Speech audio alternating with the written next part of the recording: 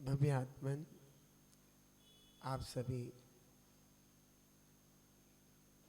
भगवान महावीर जिनालय में विराजमान हैं।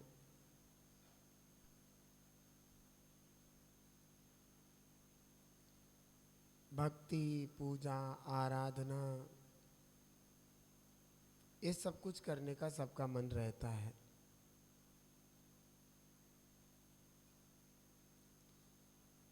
देखो, आप लोग सुबह सुबह उठ कर के, नहा धो कर के, शुद्ध वस्त्र पहन कर के, द्रव्य लेकर के यहाँ तक आते हैं।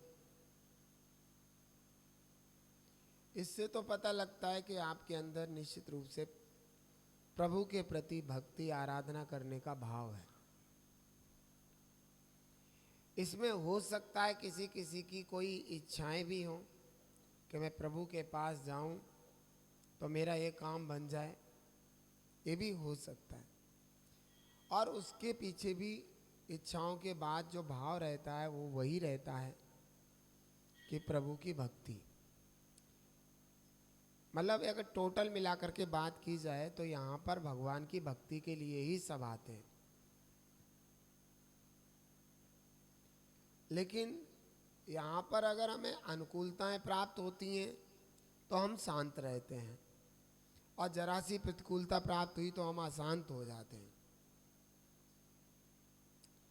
क्रोध, मान, माया, लोभ, ये कसाएं प्रज्वलित हो जाती हैं हमारे अंदर।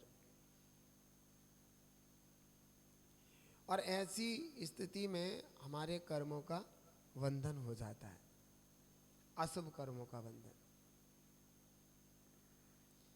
ये बड़ी विचित्रता है कि शत्रु हमें नुकसान पहुंचाने वाला है और हम शत्रु का सपोर्ट कर रहे हैं।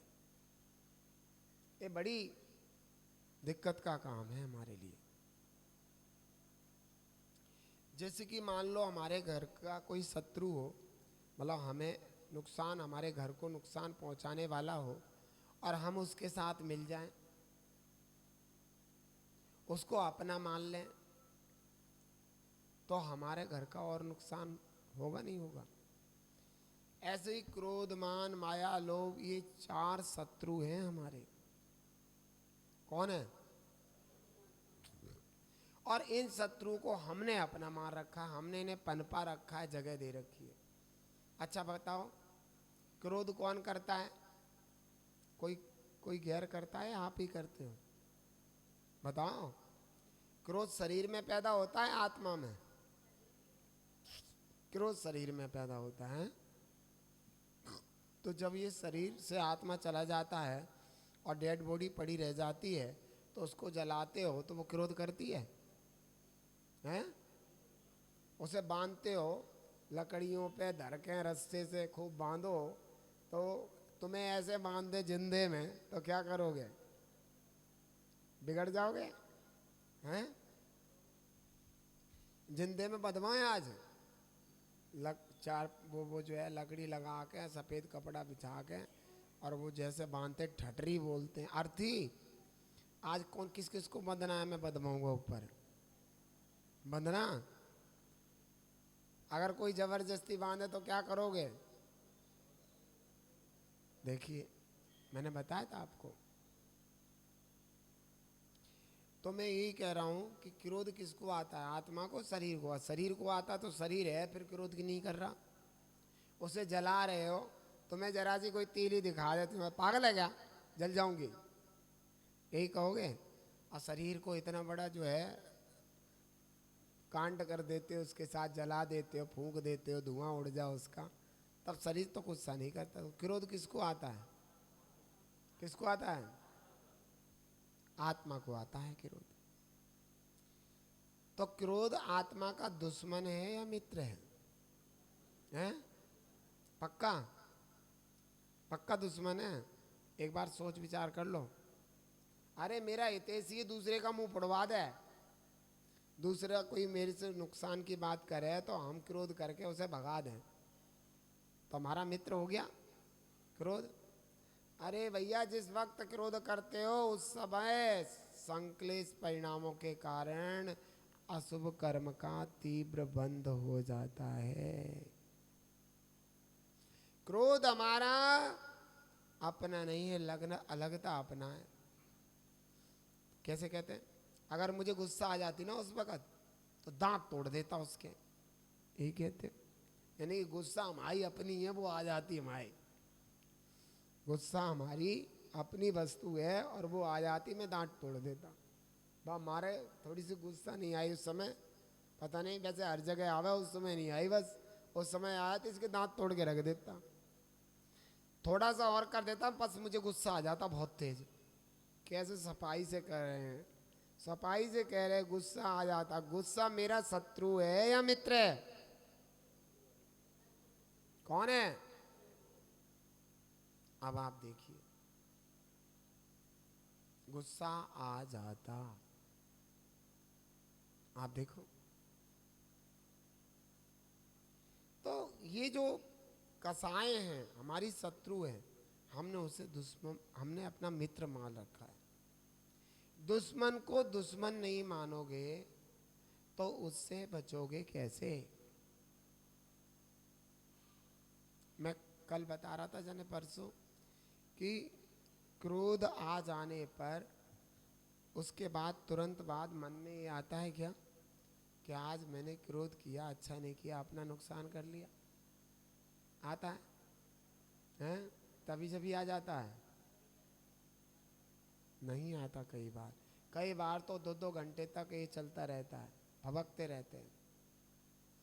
बड़ी विचित्रता है हमारे साथ, कैसे हो कुछ समझ में नहीं आता। यहाँ पर प्रभु की भक्ति आराधना के लिए हम पधारे हैं और प्रभु की भक्ति आराधना के समय ही हम क्रोध कर रहे हैं।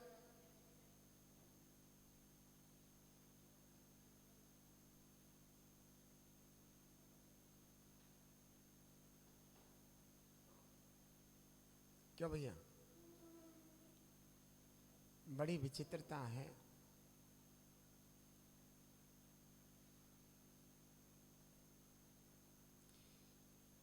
आप कितने ये जितने भी ये शास्त्र जी हैं भी यही तो सिखा रहे हैं। क्या सिखा रहे हैं शास्त्र? सम्यक दर्शन, सम्यक ज्ञान, सम्यक चारित्र, ये शास्त्र सिखा रहे नहीं सिखा रहे?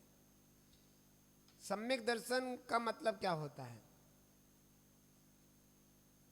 जो है वैसा ही श्रद्धान करना। कसाय हमारी शत्रु हैं तो ऐसा विश्वास और श्रद्धान होना मेरी शत्रु हैं। सच्चे देव शास्त्र गुरु मेरे हितकारक हैं तो ऐसा श्रद्धान होना। कुगुरु कुदेव कुशास्त्र मेरे अहितकारक हैं, ऐसा श्रद्धान होना। नहीं समझ में आ रहा? ये शास्त्र ही तो सिखा रहे हैं कि जिस वक्त तुझे सम्यक दर्शन हो गया, तुझे जैसा का तैसा श्रद्धान हो गया, उस वक्त तेरे अंदर वो श्रद्धान और विश्वास निश्चित रूप से तेरी कसायों को ढीला कर देगा। तेरे आत्मा में उत्पन्न होने वाली कसायों को ढीला कर देगा। नहीं आई समझ में? नहीं आती? आती नहीं है ये? तो ये पूरे शास्त्रों में क्या वर्णन है? सम्यक दर्शन, सम्यक ज्ञान, सम्यक चारित्र का वर्णन है। जितने भी शास्त्र हैं किसी भी शास्त्र में देख लीजिए, सम्यक दर्शन, सम्यक ज्ञान, सम्यक चारित्र, क्योंकि रतनत्रय की एकता मोक्ष मार्ग है और उस मोक्ष मार्ग पर चल के जीव को मोक्ष होता है। तो मैं आपको यही बताना चाह रहा हूं कि हमें ये शास्त्र जी बता रहे हैं कि सम्यक दर्शन प्रकट करो, जैसी वस्तु है जो जैसा है उसको वैसा स्वीकार कर लो। अभी मेरे पास शरीर और आत्मा दो वस्तु हैं। शरीर ये पुद्गलात्मक है, मेरा आत्मा जीवात्मक है। समझ में आ गया? मैं जीवात्मक हूँ, ऐसी दो वस्तुएं। मैं आत्मा हूँ और शरीर पर है। ऐसा श्रद्धान करने में कुछ जाता है क्या? अब श्रद्धान क्या होगा? जब ये पता होगा ये बात सत्य है। और ये बात सत्य कब पता होगा? जब सच्चे देव सागुरु का सच्चा श्रद्धान होगा। उन्होंने जो कहा है वो बिल्कुल सही है। ऐसा जब हम मानेंगे, समझ में आ गया? नहीं आया तो हम कसाय हमारी मंद हो जाएंगी। कसाय करके हम खुश नहीं होने के, नहीं तो क्या कहते हैं, एक बार हो गया, दो बार हो गया, तीन बार हो गया, चार बार हो गया, बोलने ही लग रहा। मैं सुना दी धर के सीधा हो गया सुद्धा। किसी के हमने सुना दी धर के उसको शुद्ध हो गया। और अगर एक बार और बोल जाओ थोबड़ा फोड़ देते, मजा आ जाता। कैसे खुश होकर के कहते, कहते नहीं कहते, मजा आ जाता। तो शत्रु का पक्ष रख रहे हैं हम, शत्रु को अपना हितैषी मान रहे हैं हम। कितनी दयनीय दशा है, जानबूझ करके गड्ढे में गिर रहे हैं हम। नहीं आई समझ में? नहीं आती। क्यों होता है ऐसा?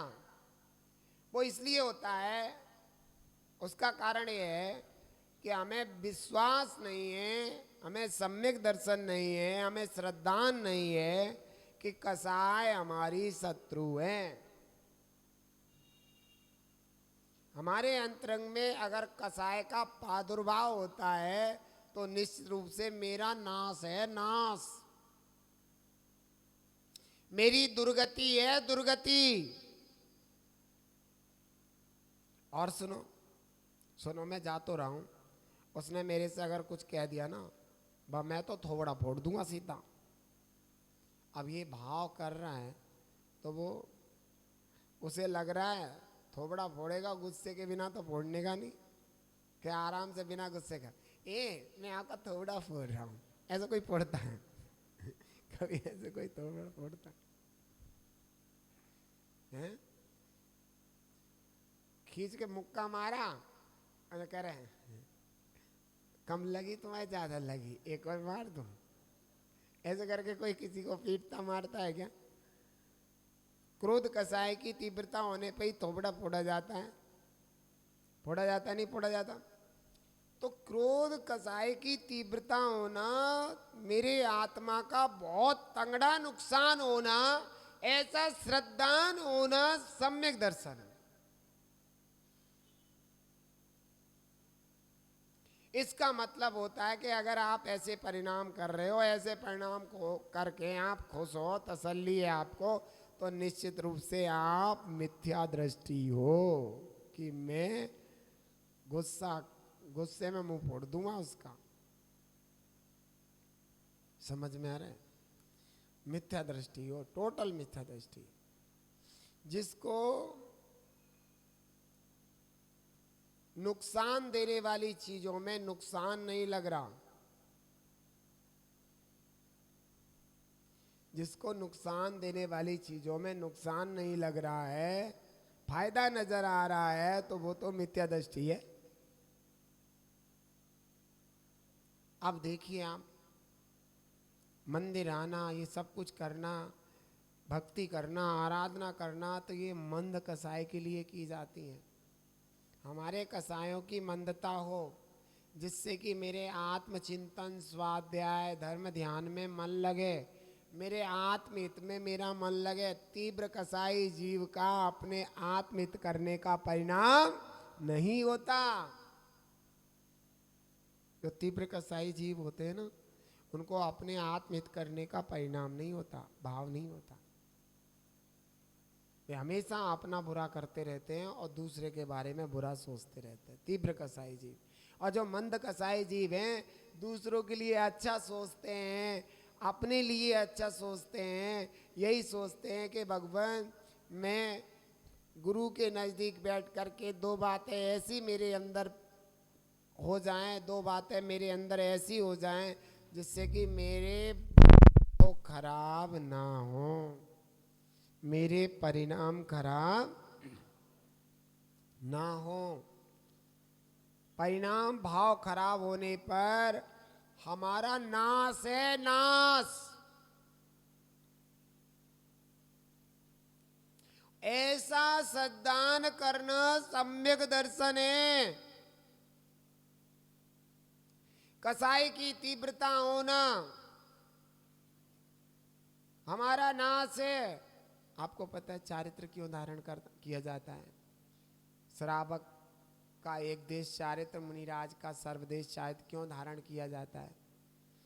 कसायों से निवृत्त होने के लिए, राग देश से निवृत्त होने के लिए चारित्र धारण किया जाता है। राग द्वेष मेरे नहीं है, ये विभाव परिणाम है। ऐसा श्रद्धान होना सम्यक दर्शन, और वह सम्यक दृष्टि जीव कसायों की निवृत्ति के लिए चारित्र धारण करता है। और ऐसा चारित्र धारण करने के उपरांत भी कसायों की तीव्रता बनी रही तो निश्चित रूप से वह जीव आत्मघाती है। आत्मघाती कौन है? आत्महत्या नाम सुना होगा तुमने, सुना है? गले में रस्सी बांध के फांसी लगा लेना, ऊंचाई से कूद के मर जाना, नदी नहर में कूद के मर जाना, जहर खा लेना, चाकू छुरी से घात कर लेना, गोली पिस्टन से घात कर लेना, इसको दुनिया में आत्महत्या कहा जाता है। वो आत्महत्या नहीं है। आत्महत्या तो कसायों की तीव्रता है। नहीं आई समझ में? आत्मा ने अपनी, और मैं कौन हूं? आत्मा। जिससे आत्मा का घात हो सो आत्महत्या। आत्महत्या किसे कहते हैं? जिससे आत्मा का घात हो। वहां भी आत्महत्या है, वहां भी आत्मा का ही घात हो रहा है, क्योंकि भाव खराब है तभी तो आत्महत्या होती है। अपने परिणामों में स्खलनता आना, अपने परिणामों में संक्लेशता आना आत्महत्या है। तो वो भी आत्महत्या, लेकिन प्रति समय क्रोधादि कसायों में रहना और क्रोधादि कसायों की तीव्रता रहना आत्महत्या कहलाती है। अब बताओ, आत्महत्या कर रहे नहीं कर रहे? जरा जरा सी बात पे क्रोधित हो जाते हैं, जरा जरा सी बात में मान अभिमान आ जाते, मुझे तो पूछा ही नहीं। समझ में आ रहा नहीं आ रहा? मुझे तो पूछा ही नहीं भैया। हाँ, इतना जरूर हो सकता है कि अपने घरों में अपने बच्चों से कह देते, कोई कार्य किया करो एक बार पूछ लिया करो। क्या होता है कि तुम कर लो और फिर नुकसान हो जाए उस कार्य में कहीं, समझ गए? तो इसलिए पूछ लिया करो, जिससे कि सब अच्छा चले, तुम्हारा बुरा ना हो जाए। तो वो तो हमदर्दी है। और कसाई की तीव्र, मैं यो हूं, मैं वो हूं, मुझे कोई पूछता नहीं, तो क्या होगा? तो अभिमानी मान आत्मघात कर रहा है। अभिमान करना भी आत्मघात है। हमारी बात नहीं मानी, हमारी बात नहीं सुनी, ये भी तो आत्मघात है। मायाचारी आत्मघात, लोभ करना आत्मघात। इसलिए भव्य जीवो, अपने परिणामों को संभालने का प्रयास करो, आत्मघात की ओर मत जाओ। हे जिन वाणी भारती तो जपू दिन रे, जो तेरी सरना गए सो पावे सुख चैन, या वाणी के ज्ञान ते सूजे लोकलो, सो वाणी मस्तक नमो सदा देत संग वाणी जिन वाणी माता की जय। 9 बार नमोकार।